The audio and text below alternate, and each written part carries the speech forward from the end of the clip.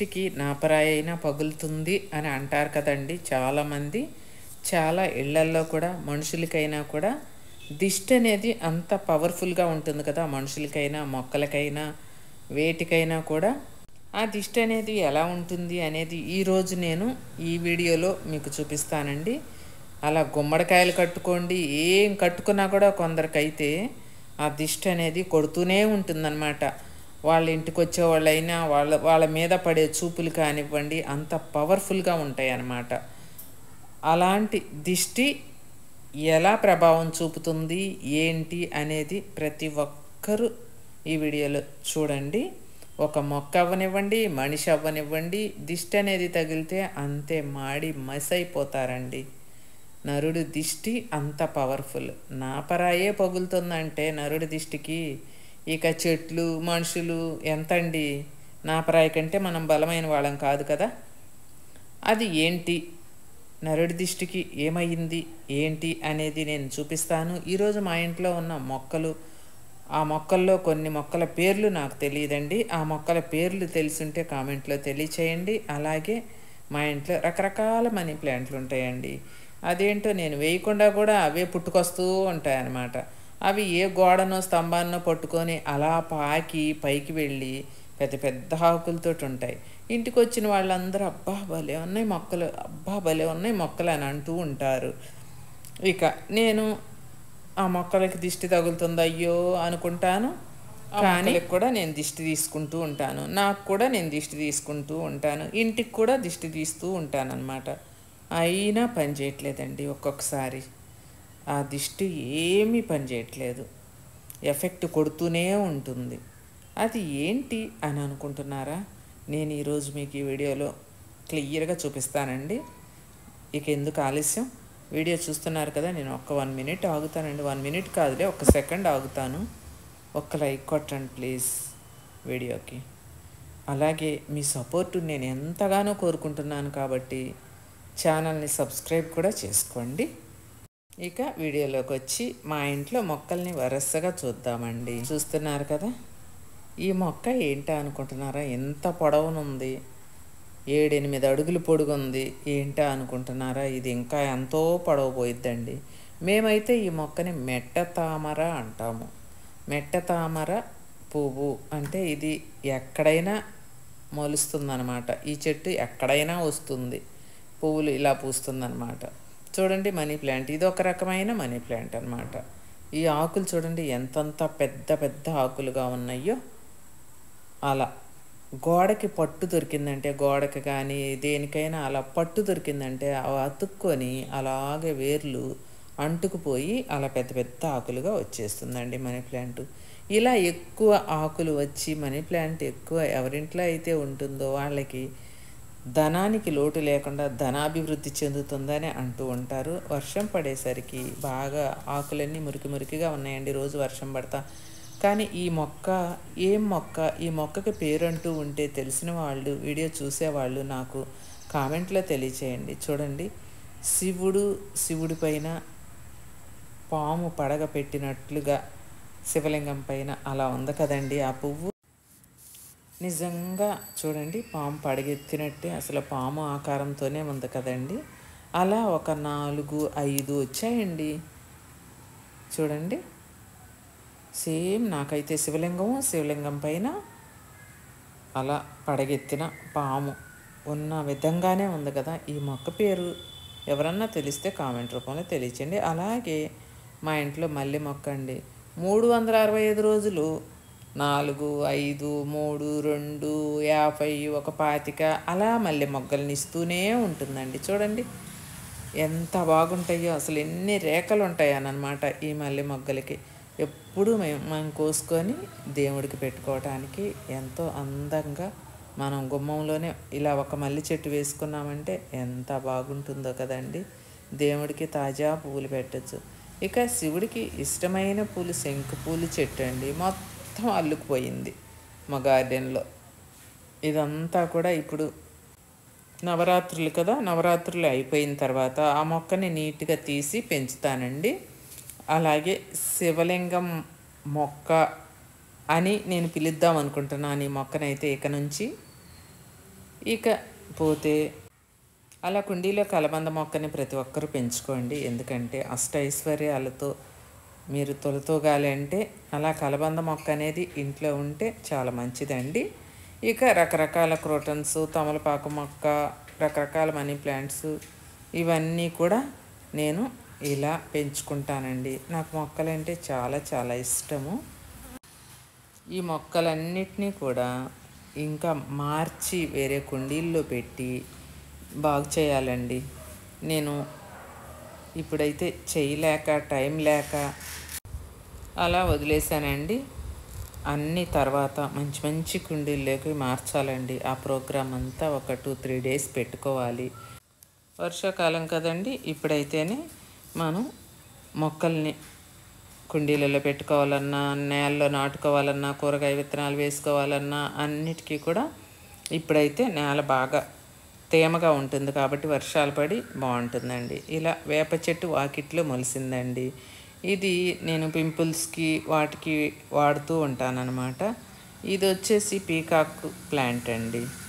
ఇది పగలేమో ఇలా వికసించి ఉంటాయి ఆకులు, నైట్ వచ్చేసరికి ఆకులన్నీ దగ్గరికి వెళ్ళిపోతాయి. అలా ఈ మొక్క పేరు కూడా కామెంట్లో తెలియచేయండి, తెలియనివన్నీ. ఈ క్రోటన్ మొక్క కూడా క్రోటన్ అంటారు, మరి దానికి ఒక పేరు ఉందో చెప్పండి. ఈ మొక్క పేరు కూడా కామెంట్లో తెలియచేయండి. ఇలా రకరకాల మొక్కలు ఉన్నాయండి. తెలిసిన వాళ్ళు కామెంట్లో కనుక ఈ మొక్క పేరు కనుక పెడితే తెలియని వాళ్ళు ఆ కామెంట్స్లో చూసి తెలుసుకుంటారు. ఇది నాకు ఇష్టమైన క్రోటన్ అండి.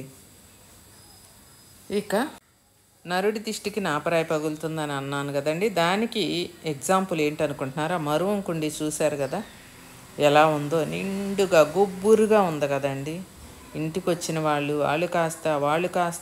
కాస్త గిల్లుకొని వెళ్ళి, అబ్బా ఎంత బాగుంది మరువం, అబ్బా ఎంత బాగుంది మరువం, మాకు రాదు మీ ఇంట్లో ఎలా వచ్చింది ఇలా అనేసరికి ఆ మరువం మొత్తం భస్మం అయిపోయిందండి.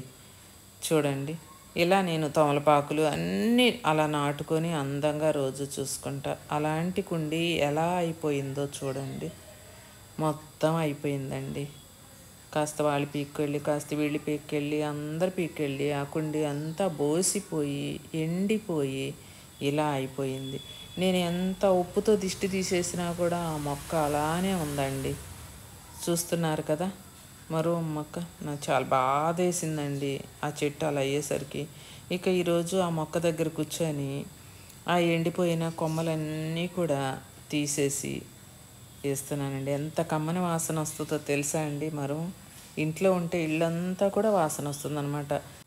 అందరూ కూడా ఇంటికి ఒక మొక్క చొప్పున ఈ మరువం మొక్కని వేసుకోండి.